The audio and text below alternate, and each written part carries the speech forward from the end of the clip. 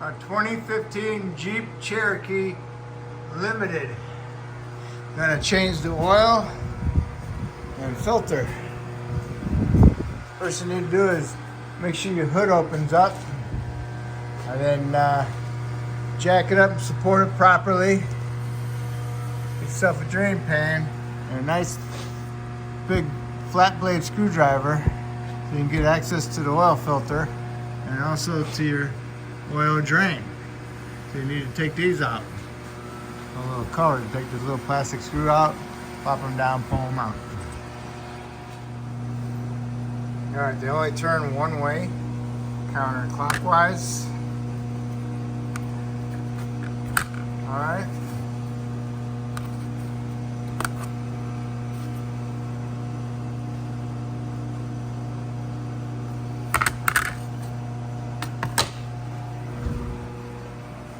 There's your filter, screw on filter, and here's your drain plug.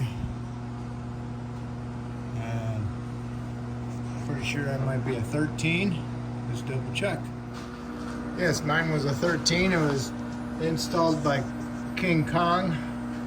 Could barely get it loose, so make sure you got a good socket that's not rounded out to get these loose. So you want to turn it counterclockwise. Get your pan underneath it. Pull it out. And then you want to inspect your seal on it. If it was leaking before, you might want to replace it. He's got this seal gasket built into the plug. So you might want to get one on hand in the future for next time. So you can go ahead and replace these every couple oil changes. And just let it drain. While that's draining, you go up there and unscrew your filter just a little bit. Okay. It's just sitting there. You got a little fine stream coming down. Good enough. Unless you want to sit there all day and watch it. But this is good enough. Go ahead and put it in.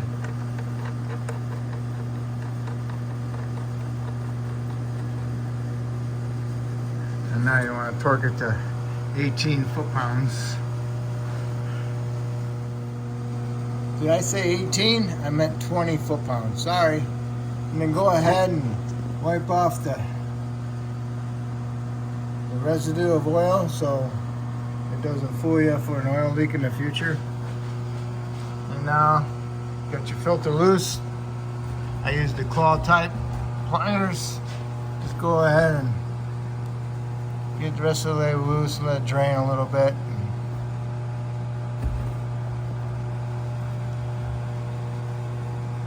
And it's draining, but it ain't draining very fast. Must be all, there it goes.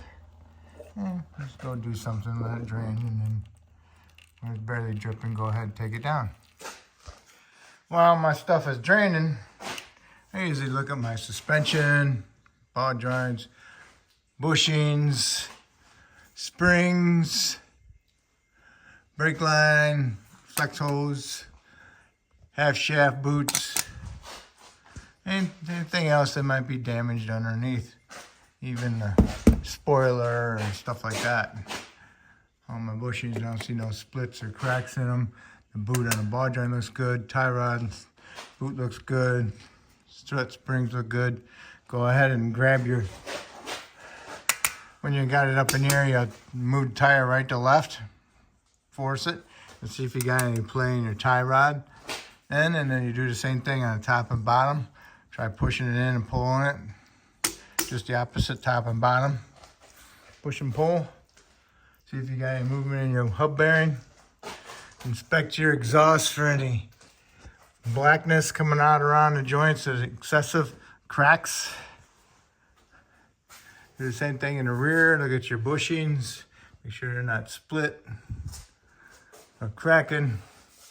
Inspect your spring. Make sure it's not missing any pieces. And sometimes you can always kind of look in there and look at your brakes too. Do that also through the wheels, you know. You can get up in there and sometimes you can see the pad material. All right. So now I'm done doing that. Didn't find anything. And I can go ahead and finish taking down my oil filter. If your filter's got this little plastic on there, take that off. All right. Throw it away. Make sure no plastic goes inside the filter because it might restrict the flow of it. And put a little dab of oil around the seal or some grease, and then go ahead and install it. Before you put your new filter up there, you want to wipe off the surface where the filter goes. Make sure that the O-ring is not stuck up on there. And also just look at your filter to make sure the O-ring seal is still on there. Okay. Oh, there it is. Make sure that does not get stuck up on the filter surface. Do not double gasket it. All right, because it will leak. All right, so always make sure you got your old gasket. And then go ahead and put your filter up there and tighten it up pretty much tight as you can get it with your hands. Also bomb it out and give it a half a turn, but sometimes, whatever, pretty tight sometimes. All right, so now go ahead and wipe off everything. It might have oil dripped on it. And then go ahead and put your little covers back on. Then we're done with that. Then you can go to your tires and you can set your tire pressure. If you want to know the correct tire pressure is, it's inside the door. Driver's door is either on a pillar or on the door itself. Most of the time it's on the pillar. And just look at your tire pressure and set that as needed.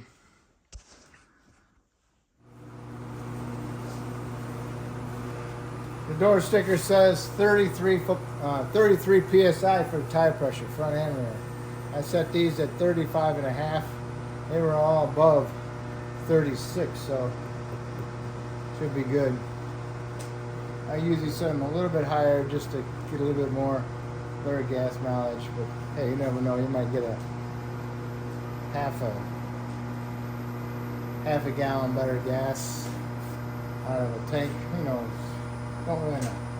But anyway, so if you want to check your tie rods, you got tires here and here, and what you want to do is go like this. See if there's any play like that. You want to check your hub bearing, or do the same thing, grab it like that. See if you get any play. If you do get some play, you'll see it. You know, you'll feel it. And sometimes you want to check ball joint. Sometimes you gotta go like this ways. You know. So do that to all your tires. Make sure you don't feel no play. And you can always get your light and look in there and look at your brake pad. You got the backing plate, and then you got your material. You don't want the material thinner than the backing plate. Alright? So you don't want the material like an 1/8 of an inch. If it gets to be an 1/8 of an inch on the material, it's time to have brakes. So, alright? I'm going to rotate tires. It has a wheel lock. Most Jeeps, Chryslers have wheel locks, so make sure you find a wheel lock before you start. And then go ahead and remove all your lug nuts. And I'm going to rotate them front to back.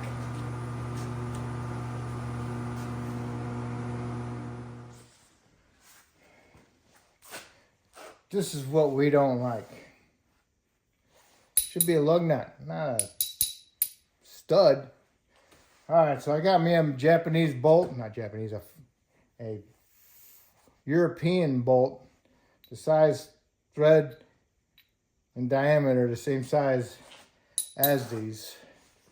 I also have the bigger one too. What I do is I stick these in here. Stick it on the top one. Get it threaded before I remove my last one. So when I remove my last lug stud, the tire will fall off. So this will help prevent that and just hold it there for me so I can grab it and pull it down to the ground. Same thing when I'm going on, I can put it on that stud and push it up there, and it'll hold it up there for me so I can get mine started. All right?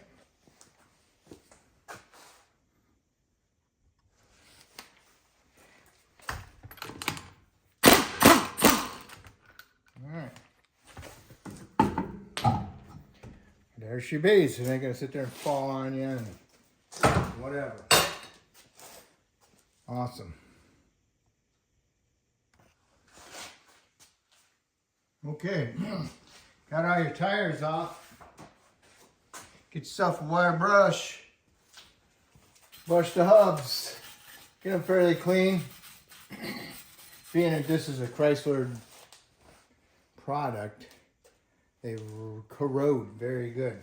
So you brush off the hub, get it nice and clean. Same thing with the back of the rotor, not rotor, back of the rim. Clean this off as well, brush it pretty good. If it's really bad, then you have to get a die grinder with a Rolo disc on it, or whatever. And then put a fine film of anti-seize on your hub to help prevent it from sticking. All right, so in the future,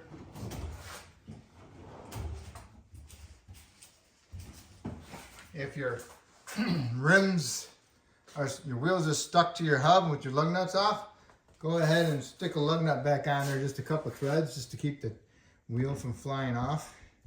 And you'll want to hit the back side of the rim with your dead blow hammer, which is right here. It'd be right there, not on that edge, not on the edge where the bead is. You'll crack it. You need to hit them right there.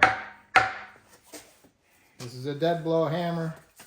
It's heavy, but it's insulated.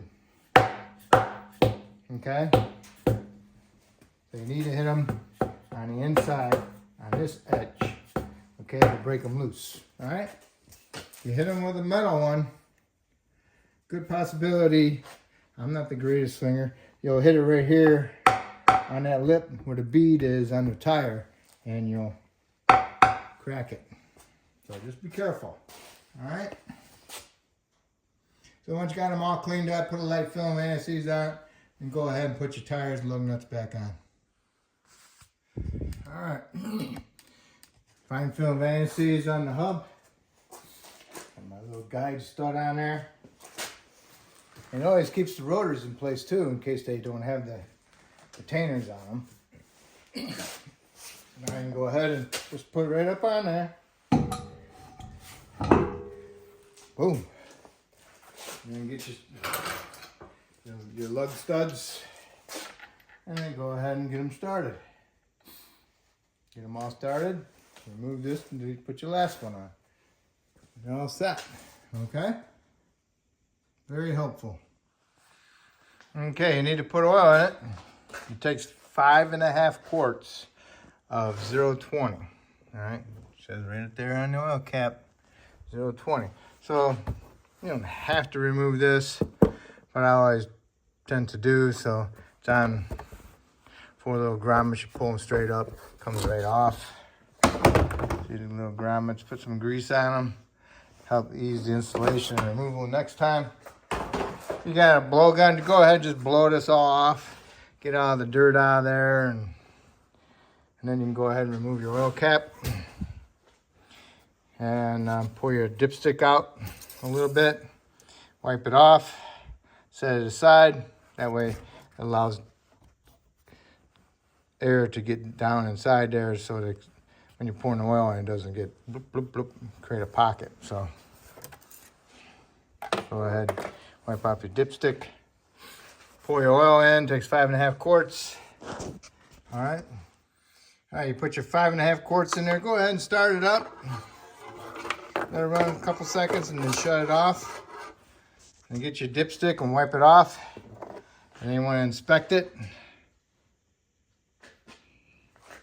See the cross hatches?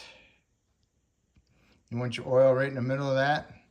So always inspect your dipstick to get an idea of what's going on. Because sometimes you can't see the oil or even the marks. So stick it in there, push it in all the way up till it bombs out.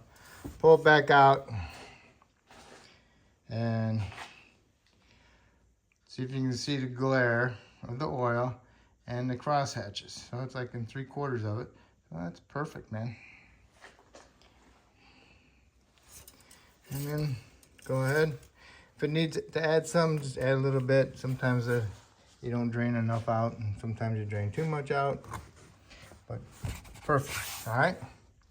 Make sure you put your oil cap back on. Make sure it's tight, snug. You can always top off your coolant, not coolant, your washer solvent. Double check your brake fluid. The master cylinder, you should be able to see it inside the plastic. Supposed to be clear, but they get discolored. And also your coolant level right here. It should be right there, but it's down there. There's a line going across, so that's fine. And if you want to check your air filter, got 1, 2, 3, 4, 5, about 6 8mm head screws, and an 8mm here on the hose clamp.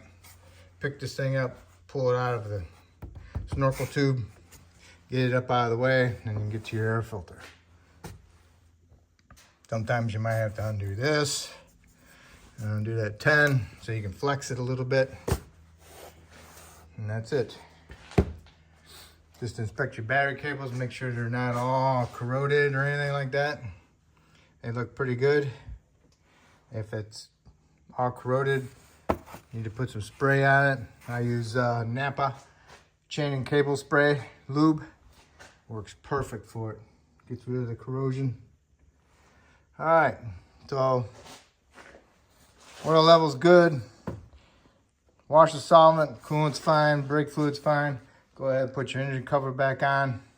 Push them down them 4 spots. And you can go ahead and lower your hood down. Depends on how old it is. You can lube your hinges with some lube. The lube points and your hinge. Don't overdo it. And up here, make sure you do this one a little bit, because sometimes that gets frozen. Okay, and just make sure you put an oil change reminder on every 3,000 miles. Your engine's worth more than a couple oil changes, okay? So every 3,000 miles. And that should complete it. Hopefully I didn't forget anything, and now's the time to go around and just check your lights, just to be on the safe side. Sometimes you have to put your car in reverse for the running to check your reverse lights. So have somebody help you do that. All right, there you have it. Hopefully I helped you out, and hopefully you can help me out by subscribing to me, and I appreciate it, and have fun.